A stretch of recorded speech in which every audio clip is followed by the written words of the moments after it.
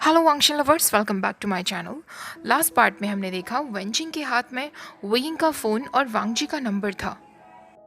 दूसरी तरफ वांगजी और शिचैन पुलिस स्टेशन आए हुए थे ताकि वो लोग शिचैन की तलवार ले सकें।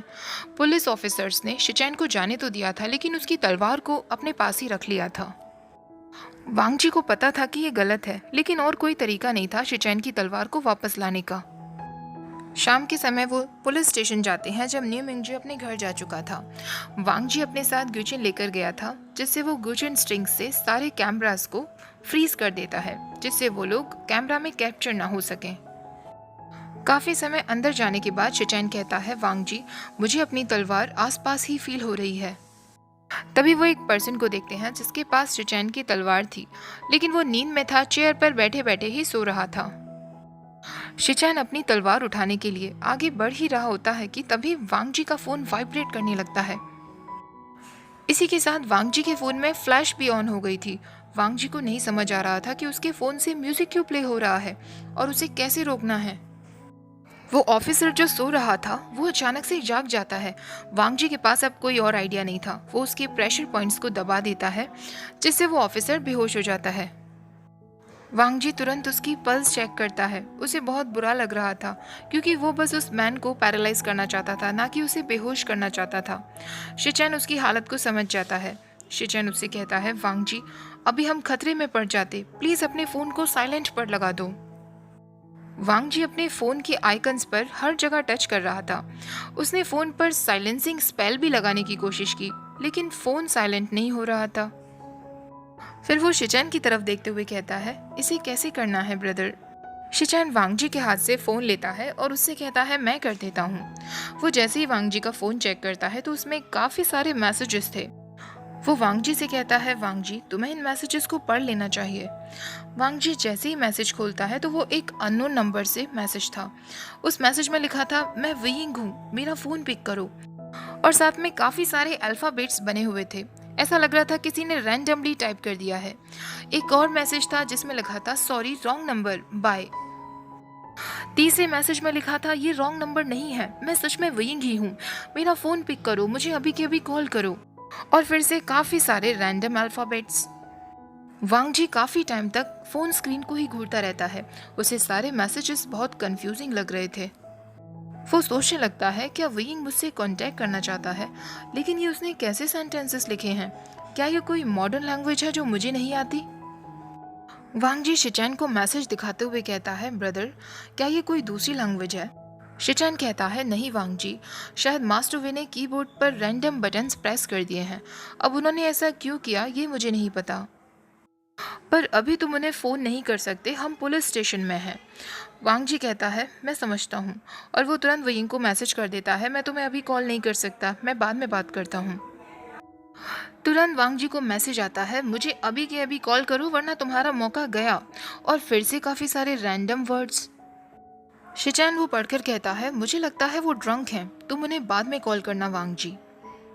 वांगजी फिर मैसेज करता है, मैं अभी तुम्हें कॉल नहीं कर सकता, मैं पुलिस स्टेशन में आया हुआ हूँ अपने भाई की तलवार वापस दिलवाने। वांगजी अपना फ़ोन वापस अपनी पॉकेट में रख लेता है। हालांकि अंदर से उसे क्यूरियोसिटी हो रही थी वेइंग से बात करने के लिए। शिचैन तुरंत अपनी तलवार उठा लेता है और वांगजी से कहता है, अब हमें जल्दी चलना चाहिए। बाहर आने के बाद शिचैन वांगजी से कहता है, वांगजी, ऑफिसर्स को पता चल ही जाएगा कि तलवार मिसिंग है। वांगजी कहता है, लेकिन ब्रदर, उनके पास आपके खिलाफ कोई एविडेंस नहीं है, वो आपको कुछ नहीं करेंगे। शिचैन कहता है, तुम वेइंग को कॉल करने वाले हो जैसा कि उसने रिक्वेस्ट किया था। वांगजी तुरंत अपने पॉकेट से फ़ोन बाहर निकालता है और वेइंग को कॉल कर देता है। तुरंत वेइंग फ़ोन उठा लेता है, लेकिन फ़ोन पर एक लेडी थी जो वांगजी से कहती है, हेलो, पर साथ में वो चिल्लाती है, मेरा हाथ छोड़ो। वांगजी कहता है, तुम वेइंग नहीं हो। फ़ोन पर वेंचिंग थी। वेंचिंग कहती है, हाँ, लेकिन वेइंग मेरे साथ ही है। बातों से लग रहा था कि वेइंग वेंचिंग के हाथ से फ़ोन छीनने की कोशिश कर रहा है और वेंचिंग उससे लड़ रही है।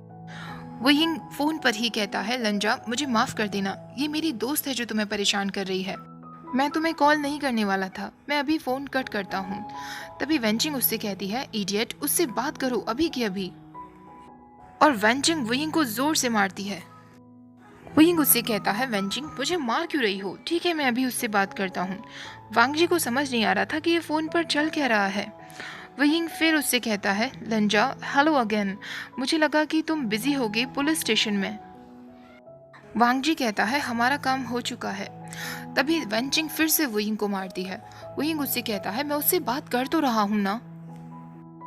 हुइंग अब फोन पर सीरियस वॉइस में कहता है, लंजा अभी थोड़ी देर पहले क्लास में जिस तरह मैंने तुमसे बात की उसके लिए मैं तुमसे माफ़ी मांगना चाहूँगा। मैं बहुत रूड था, तुम तो बस मेरी चिंता ही तो कर रहे थे। वांग जी कहता है, कोई बात नहीं। अब वांग जी उससे पूछता है, तुम किसके साथ हो? वही कहता है, वो मेरी दोस्त है, वही है जिसने तुम्हें कॉल किया था, मुझे माफ़ कर दो, मैं फालतू में तुम्हें बॉदर कर रहा हूँ। वांग जी कहता है, नहीं तुम मुझे बॉदर नहीं कर रहे वुयिंग। वुयिंग कहता है, फिर तो अच्छा है, अगर चाहो तो तुम मेरा नंबर रख सकते हो और कभी भी मुझसे स्कूल रिलेटेड बातें करनी हो तो कॉल कर लेना या मैसेज भी कर सकते हो। वांग जी कहता है, ठीक है। वुयिंग कहता है, goodbye, have a nice evening Lanja.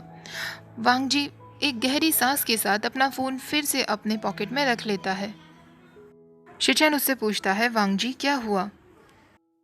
Wang जी कहता है, ब्रदर उससे बात करना और भी डिफ़िकल्ट होता जा रहा है। शिचैन कहता है, ये तो एक्सपेक्टेड था ना वांग जी, वो हमें नहीं जानते जबकि हम उन्हें बहुत अच्छे से जानते हैं, इसीलिए तुम्हें शुरुआत में डिफ़िकल्टी होगी। वांग जी कहता है, लेकिन क्या ये ठीक होगा? शिचैन कहता है, क्या ठीक होगा? तुम्हारा विभूषण के लिए तड़पना, जबकि वो एक बिल्कुल नया इंसान बन चुका है। वांग जी कहता है, ब्रदर वो अभी भी पहले जैसा ही है, प्रॉब्लम सिर्फ इतनी है कि मैं उसके बारे में कुछ नहीं जानता हूँ। मैं उसे प्रोटेक्ट करना चाहता हूँ, उसे प्यार करना चाहता हूँ, लेकिन कैसे? शिचैन उसकी बैग थपथपाते हुए कहता है, वांग जी हम बहुत सालों से जीते आ रहे हैं, शायद अब समय आ गया है कि तुम अपने बारे में सोचो और वही करो जिससे तुम्हें खुशी मिलती है। इस चांस को अपने हाथ से मत जाने दो। वांग जी हमेशा की तरह अपना सिर हिला देता है और फिर से कार ड्राइव करना शुरू कर देता है। दूसरी तरफ वेंचिंग वुयिंग को पिलोज से बुरी तरह मार रही थी और उसे कह रही थी, स्कूल रिलेटेड, तुम्हें उससे स्कूल रिलेटेड बातें करनी है? वुयिंग कहता है, फिर हम और किस बारे में बातें करेंगे? मुझे नहीं पता वेंचिंग, तुम क्यों इतनी ईगर हो मुझे उसके साथ रिलेशन में डालने के लिए। मैं अकेला ही ठीक हूँ और मैं वैसे भी उसके बारे में ठीक से कुछ जानता भी नहीं। 2 बार वो पुलिस स्टेशन जा चुका है, क्या पता वो कोई क्रेजी हो। वेंचिंग कहती है, ये तो अच्छी बात है, तुम भी तो क्रेजी ही हो। वेवुशन, मुझे तुम्हें लोनली देखना पसंद नहीं है, मुझे पता है तुम खुद से झूठ बोलते रहते हो और तुम जिंदगी भर यही करोगे, लेकिन सच तो ये है कि तुम बहुत लोनली हो, तुम्हें एक लवर की ज़रूरत है। वही कहता है, तो फिर मैं क्या करूं? स्ट्रेंजर्स के साथ नाइट स्पेंड करके वापस अपने घर आ जाऊं और लोनली फील करूं? वेंचिंग कहती है, बिल्कुल नहीं, तुम ऐसा नहीं करोगे, तुम उसे प्यार करो, उसे खुद से प्यार करने दो, तुम भी प्यार डिजर्व करते हो। विंग हंसने लगता है और उससे कहता है, प्यार? मैं बस उसके साथ एक बार कॉफ़ी पर गया था, मैं उसे जानता भी नहीं हूँ। वेंचिंग कहती है, तो उसे जानना शुरू करो। विंग कहता है, तुम इसे लेकर इतना सीरियस क्यों हो रही हो? तुम्हारे कहने पर मैं मिस्टर लैंड का फ़ोन नंबर अपने कॉन्टैक्ट्स में ऐड कर रहा हूँ, लेकिन हम सिर्फ बातें करेंगे, उसके आगे हमारे बीच कुछ नहीं होने वाला। विंग वांग जी को एक स्पेशल निकनेम भी दे देता है और उसका फ़ोन नंबर ऐड कर लेता है। वेंचिंग जब उसका फ़ोन चेक करती है तो उसने वांग जी को फ्यूचर हस्बैंड नाम से उसका फ़ोन नंबर सेव किया था। वेंचिंग कहती है, फ्यूचर हस्बैंड, तुम तो बहुत आगे जा रहे हो। विंग कहता है, ये बस एक जोक है, ठीक है, तुम अब हंस सकती हो। वेंचिंग उसे एक इविल स्माइल देते हुए कहती है, वो तो आगे जाकर पता ही चल जाएगा। अब आधी रात का समय था, विंग को नींद नहीं आ रही थी। वेंचिंग के जाने के बाद विंग सिर्फ अपने बेड पर लेटा हुआ था, सोने की बहुत कोशिश कर रहा था। वो वेंचिंग को मैसेज करने का सोचता है, लेकिन तभी उसे याद आता है कि वेंचिंग आज ऑलरेडी उसे बहुत परेशान कर चुकी है। वो वेनिंग को भी कॉल नहीं कर सकता था क्योंकि वेनिंग वीकेंड्स पर अक्सर जल्दी सो जाता है क्योंकि उसकी मॉर्निंग शिफ्ट्स होती है। विंग के सिर्फ 2 दोस्त थे। वो सोचने लगता है, मेरी लाइफ इतनी हार्ड क्यों है? तभी उसकी नज़र न्यू कॉन्टैक्ट पर जाती है जो उसने आज ही सेव किया था, वांग जी का नंबर। विंग बहुत ज़्यादा बोर हो रहा था, उसके पास और कोई रीज़न नहीं था ये जस्टिफाई करने का कि वो सडनली मिस्टर लान को क्यों मैसेज करना चाहता है। वो वांग जी को मैसेज करते हुए लिखता है, क्या तुम अभी भी जागे हुए हो? वांग जी का मैसेज तुरंत आ जाता है। हाँ। वुयिंग कहता है, मेरे साथ भी कुछ ऐसा ही है, तुम क्या कर रहे हो? वांग जी कहता है, मैं पियानो प्ले कर रहा हूँ। और तुम क्या कर रहे हो? वुयिंग कहता है, तुम पियानो भी प्ले कर लेते हो? मैं तो बस बेड में लेटा हुआ हूँ, सो नहीं पा रहा हूँ, तो मैंने सोचा तुम्हें ही परेशान कर लूँ। वांग जी कहता है, कोई बात नहीं। और हाँ, मैं म्यूज़िकल इंस्ट्रूमेंट्स प्ले कर लेता हूँ। मैं एक प्राइवेट म्यूज़िक ट्यूटर हूँ। वुयिंग कहता है, वाओ, मैं तो बस फ्लूट प्ले करना जानता हूँ, और वो भी थोड़ा बहुत। वांग जी उसे मैसेज करता है, क्या तुम्हें सोने में तकलीफ हो रही है? वुयिंग रोने वाला इमोजी बनाता है और उससे कहता है, हाँ, अगर तुम चाहो तो मेरे लिए कुछ प्ले कर सकते हो जिससे मुझे नींद आ जाए। वांग जी मैसेज करता है, हाँ, मैं बिल्कुल कर सकता हूँ। वुयिंग लिखता है, LOL, तुम बस अपने आप को शो ऑफ करना चाहते हो ना? वांग जी कहता है, नॉनसेंस। वुयिंग कहता है, ठीक है, मैं तुम्हें फ़ोन कर रहा हूँ, उसके बाद तुम शो ऑफ कर लेना। वुयिंग को खुद नहीं पता था क्यों, लेकिन वांग जी से बात करते वक्त वो पूरे टाइम मुस्कुरा रहा था। उसे बहुत अच्छा लग रहा था, शायद इसलिए क्योंकि मिस्टर लान बहुत स्टिफ और अपटाइट हैं। वो तुरंत बेड पर उठकर बैठ जाता है और म्यूजिक ट्यूटर को कॉल कर देता है। वांग जी तुरंत उसका फ़ोन पिक कर लेता है। वुयिंग उसे कहता है, लंजा, ये ऑलमोस्ट मिडनाइट का समय है, तुम इस समय पियानो क्यों प्ले कर रहे थे? वांग जी कहता है, क्योंकि वीकेंड पर मैं जिंगे के लेसन्स प्लान कर रहा था। वुयिंग कहता है, जिंगे पियानो भी बजा लेता है? वांग जी कहता है, नहीं, लेकिन मैं उसे सिखा रहा हूँ। वुयिंग कहता है, ठीक है लंजा, फिर मेरे लिए एक सॉन्ग प्ले करो ना। वांग जी कहता है, कौन सा सॉन्ग? वुयिंग कहता है, जो भी तुम्हें ठीक लगे। वांग जी उसके लिए पियानो प्ले करता है। वुयिंग आंखें बंद करके उस म्यूजिक को फील कर सकता था। उसके सामने जैसे कोई अनटोल्ड स्टोरी चलने लगी थी। जैसे ही म्यूजिक रुकता है, वुयिंग अपनी आंखें खोलता है और वांग जी से पूछता है, ये कौन सा सॉन्ग है लंजा? वांग जी कहता है, ये सॉन्ग मैंने किसी के लिए लिखा था, मैंने अभी तक इसे कोई नाम नहीं दिया है। वुयिंग उससे कहता है, वाओ लंजा, हाउ रोमांटिक, ये तो मैंने तुमसे बिल्कुल एक्सपेक्ट नहीं किया था, लेकिन अगर ये तुमने किसी के लिए लिखा था तो तुम्हें मेरे लिए नहीं प्ले करना चाहिए था। ये सॉन्ग उसके लिए बचा कर रखो जिसे तुम प्यार करते हो। वांग जी एक सेकंड के लिए बिल्कुल शांत हो जाता है और कुछ देर बाद वो कहता है, कोई बात नहीं। वुयिंग कहता है, ठीक है, फिर प्लीज़ मेरे लिए इसे प्ले करते रहो। वांग जी फिर से उसके लिए सॉन्ग प्ले करने लगता है। कुछ टाइम बाद वुयिंग यॉर्निंग करने लगता है और उससे कहता है, इस तरह तो मुझे नींद आने लगेगी। अचानक से वो अपना माउथ कवर कर लेता है। म्यूज़िक रुक जाता है। वुयिंग कहता है, प्लीज़ लंजा, गाते रहो, मुझे तुम्हारी वॉइस बहुत अच्छी लग रही है, लेकिन अगर तुम मुझसे बात करना चाहते हो तो हम बात कर सकते हैं। वांग जी एक गहरी सांस लेते हुए कहता है, मैं तुमसे बात करना चाहता हूँ। वुयिंग अभी भी यॉर्निंग कर रहा था, तो वांग जी उससे कहता है, तुम टायर्ड लग रहे हो। वुयिंग कहता है, हाँ, आज का दिन बहुत लंबा था, तो मैं थोड़ा सा थका हुआ हूँ। वांग जी तुरंत उससे कहता है, सो जाओ। वुयिंग अपनी आंखें रब करते हुए कहता है, मैं सो जाऊँगा, क्या तुम प्लीज़ मेरे लिए सॉन्ग गाओगे जब तक मुझे नींद ना आ जाए? वांग जी उससे कहता है, अगर तुम ऐसा चाहते हो तो बिल्कुल। एक और बार वांग जी वही सॉन्ग प्ले करता है। वुयिंग ने अपनी आंखें बंद कर ली थी और वो एक डीपर स्लीप में चला गया था। वो उसे गुड नाइट लंजा कहता है। वांग जी भी उसकी ब्रीदिंग वॉइस सुनते हुए ही सो जाता है। उस दिन वुयिंग को एक सपना आया था जिसमें वो एक केव में था, बुरी तरह थका हुआ था और पेन में था। उसे बहुत भूख भी लग रही थी, लेकिन कोई था जो उसके साथ बैठा हुआ था। वुयिंग उससे कहता है, क्या तुम मेरे लिए एक सॉन्ग गा सकते हो? और वो सामने वाला पर्सन तुरंत उसके लिए सॉन्ग गाने लगता है। वुयिंग उसके सॉन्ग में इतना खो गया था कि वो सो जाता है। अगले दिन पुलिस स्टेशन में ऑफिसर्स को यानी जेंगछा और नी मिंगजे को पता चल जाता है कि वो तलवार गायब हो गई है। नी मिंगजे जेंगछा से कहता है, ये बात बहुत अजीब है, कैमरास में कुछ भी कैप्चर नहीं हुआ है, जबकि कैमरास ब्रोकन भी नहीं हैं। ऐसा उन लोगों ने कैसे किया होगा जिसने भी तलवार चुराई है? जेंगछा कहता है, स्वॉर्ड का जो ओनर था, अगली बार मैं जब भी उसे मिलूंगा तो उससे क्वेश्चन ज़रूर करूंगा। नी मिंगजे कहता है, वो तलवार बहुत एक्सपेंसिव दिख रही थी, ज़रूरी नहीं है कि उसी ने अपनी तलवार वापस ली हो, कोई और भी उसे चुरा सकता है। जेंगछा कहता है, मैं फिर भी उससे क्वेश्चन ज़रूर करूंगा। नी मिंगजे उसे बताता है, फिलहाल हमें गैंग अटैक्स पर ध्यान देना होगा, ब्यूरियल कॉम्प्लेक्स के पास बहुत सारे गैंग अटैक्स बढ़ते जा रहे हैं। जेंगछा उससे कहता है, ब्यूरियल कॉम्प्लेक्स, ये तो वही जगह है जहाँ वुयिंग का अपार्टमेंट है। अगले दिन वांगजी सिजुई और जिंगी के साथ कुछ बुक्स खरीदने के लिए गया हुआ था। वो उन्हें शिचैन की लाइब्रेरी में लेकर गया था। शिचैन की एक लाइब्रेरी थी जिसमें वो काफ़ी जगह से बुक्स लाकर कलेक्ट करता था। वांगजी वहां जाकर कहता है, ब्रदर मुझे जिंगे के लिए कुछ म्यूजिक बुक्स चाहिए।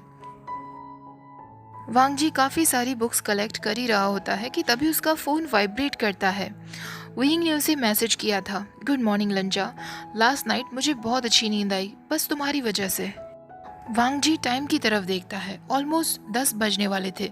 वो सोचने लगता है विंग अभी उठा है, विंग की बैड हैबिट अभी तक नहीं गई है। वांगजी उसे मैसेज करता है, गुड मॉर्निंग विंग। विंग कहता है, तो आज तुम्हारे क्या प्लान्स हैं, क्या करने वाले हो? वांगजी कहता है, कुछ नहीं, मैं बस लाइब्रेरी आया हुआ हूँ जिंगी और सिजुई के साथ।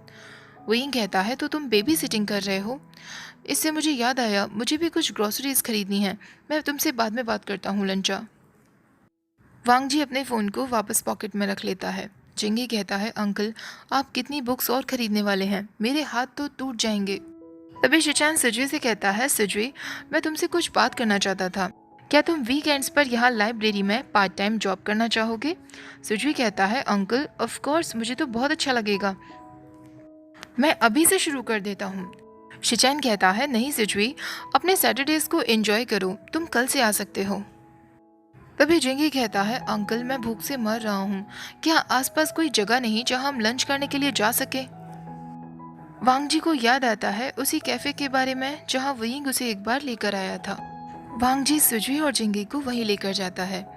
इस बार वेनिंग के साथ साथ वहाँ वेंचिंग भी थी। वेंचिंग वांगजी की तरफ इशारा करते हुए वेनिंग से पूछती है, क्या ये वही है? वेनिंग तुरंत हाँ कर देता है।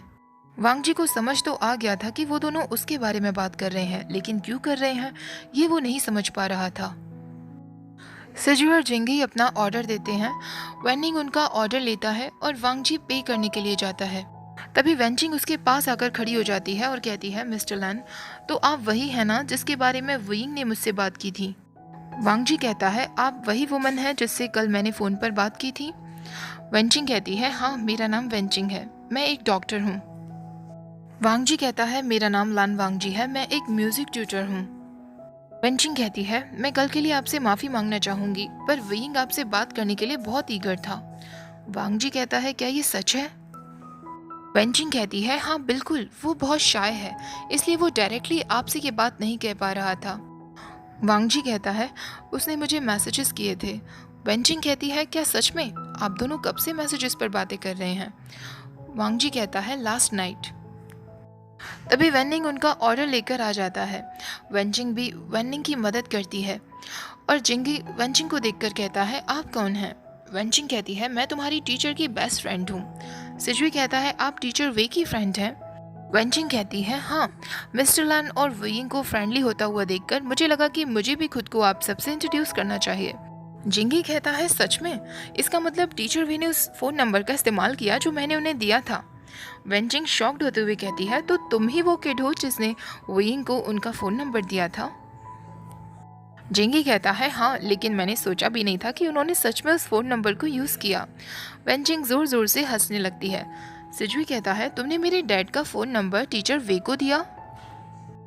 वांगजी को अब सारी बातें समझ आ रही थीं। वो जिंगी की तरफ गुस्से में देखता है। जिंगी उससे कहता है, आप मुझे ऐसे मत देखिए अंकल, आप ही ने तो उनके टिंडर पर इंटरेस्ट दिखाया था, इसलिए मैं बस आपकी मदद करना चाहता था। ये सुनकर वेंचिंग और भी ज़ोर ज़ोर से हंसने लगती है और कहती है, जिंगी तुमने बहुत अच्छा काम किया, क्योंकि विंग अब टिंडर यूज़ नहीं करता। अगर मिस्टर लान टिंडर के भरोसे ही रहते तो शायद कभी भी उससे बात नहीं कर पाते। वांगजी अभी भी जिंगी को गुस्से में देख रहा था। तभी वेंचिंग वांगजी से कहती है, वैसे आज विंग ने तुमसे बातें की क्या? उसे मेरी तरफ से हाय का मैसेज करो। वांगजी अपना फ़ोन चेक करता है। वो विंग को मैसेज करता है, तुम्हारी फ्रेंड तुमसे हाय कहना चाहती है। तभी वेंचिंग वांगजी के हाथ से फ़ोन छीनते हुए कहती है, मिस्टर लैन मुझे मैसेजेस करने दो। वो विंग को मैसेज करती है, विंग मिस्टर लैन सच में बहुत अट्रैक्टिव हैं, तुम्हें क्या लगता है क्या वो आनिंग के लिए ठीक रहेंगे? विंग मैसेज करता है, वेंचिंग तुम वहाँ क्या कर रही हो? वेंचिंग उसे लिखती है, बस तुम्हारे नए दोस्त को जानने की कोशिश कर रही हूँ। विंग मैसेज करता है, कहाँ हो तुम? वेंचिंग कहती है, मैं नहीं बताने वाली। मिस्टर लैन तुम्हें लेकर कुछ ज़्यादा ही सीरियस हैं। तुम्हारे बारे में मुझसे बहुत कुछ पूछ रहे हैं। वेइंग फिर उसे मैसेज करता है, वेंचिंग तुम हो कहाँ, अभी के अभी मुझे बताओ। वेंचिंग वांगजी को उसका फ़ोन वापस दे देती है। वेइंग वेंचिंग की तरफ क्वेश्चन भरी नज़रों से देख रहा था, लेकिन वेंचिंग इविल स्माइल देते हुए बैठी हुई थी।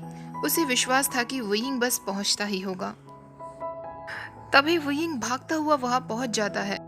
वो सीधा वांगजी के पास आता है और उससे कहता है, लंजा, जो भी कुछ वेंचिंग ने कहा उसकी बातों पर एक सेकंड के लिए भी विश्वास मत करना। वेंचिंग कहती है, मैंने क्या कहा, मैं और मिस्टर लैन तो बस कैजुअली बातें ही कर रहे थे। ओके गाइज, आज का पार्ट यही खत्म करते हैं। कैसा लगा आज का पार्ट आपको कमेंट्स में मुझे बताइएगा। वीडियो पसंद आई हो तो लाइक शेयर, चैनल को सब्सक्राइब करना मत भूलेगा। Thank you for watching. Bye bye.